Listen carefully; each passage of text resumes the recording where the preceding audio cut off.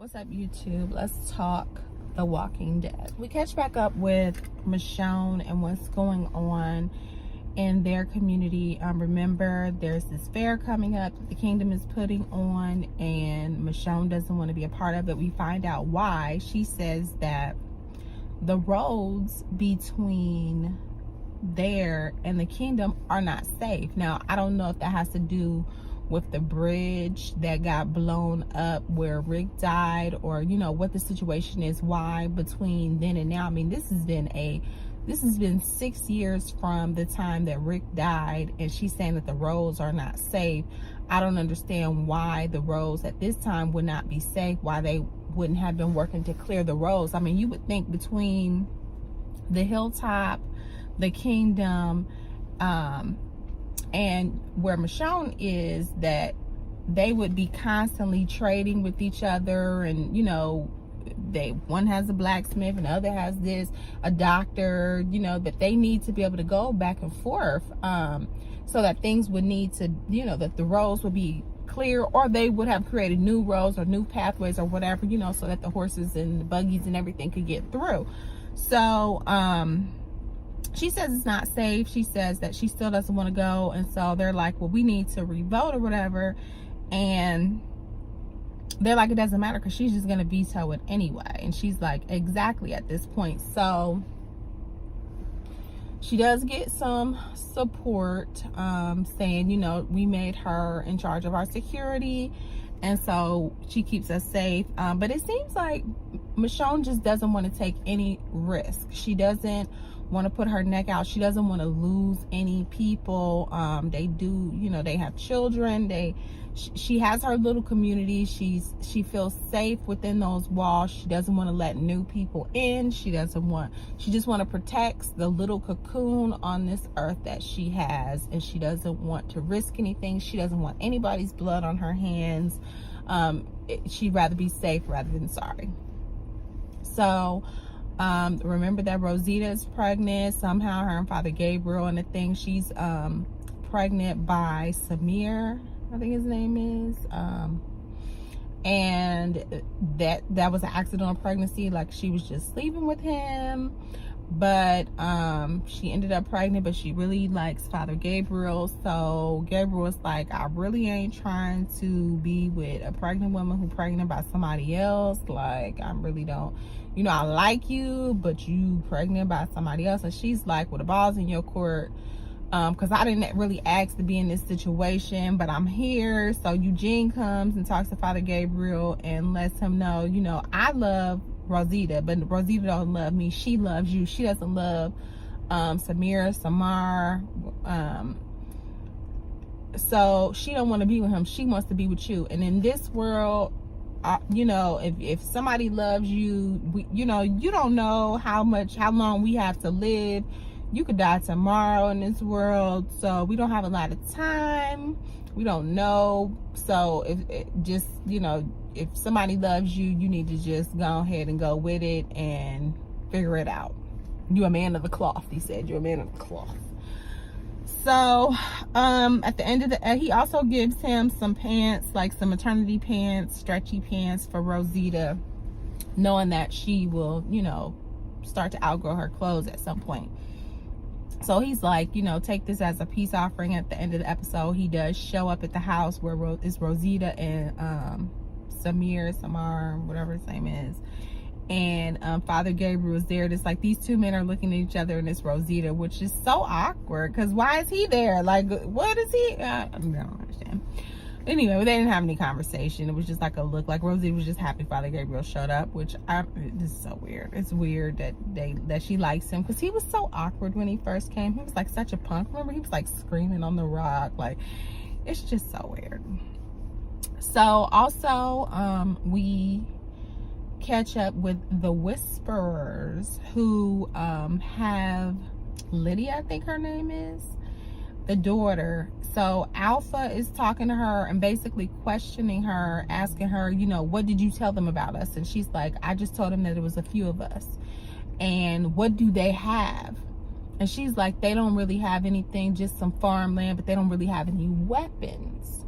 So she's like, So evidently they're on the hunt for guns, maybe, because they want weapons. And she's like, they don't really have any weapons. And so Alpha asked her, that man did not want to give you up. Why did he not want to give you up? She wants to know, what did you tell him while he was ready to go to war over giving you up?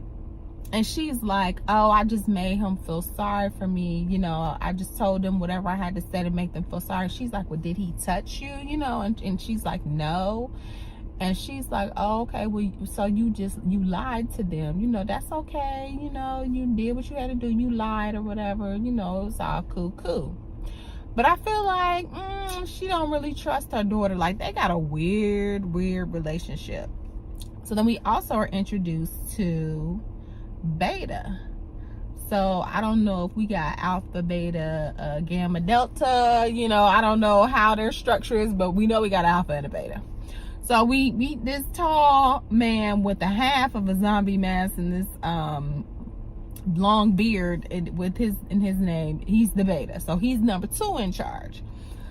So as they're walking, little boy Henry has been following them because he wants to get his little girlfriend back. I don't understand how these people meet somebody in one day. You in love in one day. This is enough for you to risk your life in one day.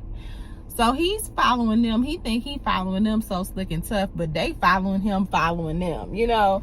So they catch up with him and capture him, and they like, and so the mama like, now you didn't say nothing about Henry. Why he coming to get you? And she like, oh, he was in the cell next to me, you know, and I don't know why he came. You know, it's like, I don't know. You know, she trying to downplay it because, you know, she like, she don't want to tell her mama like, you know, that's my friend. Or like, you know, you probably ain't allowed to have friends. You ain't allowed to talk loud. So I know you ain't allowed to have friends. So then we see them arrive at their camp. We see all these people, and they have this little camp where they're living like, you know, nomads, killing animals, using every part of the animal, the bladder, the skin to make, you know, make stuff. You know, they live in real, you know, colonial. So then we see some discord in the group. So a man in they situation, I guess you allowed to challenge people, but are you?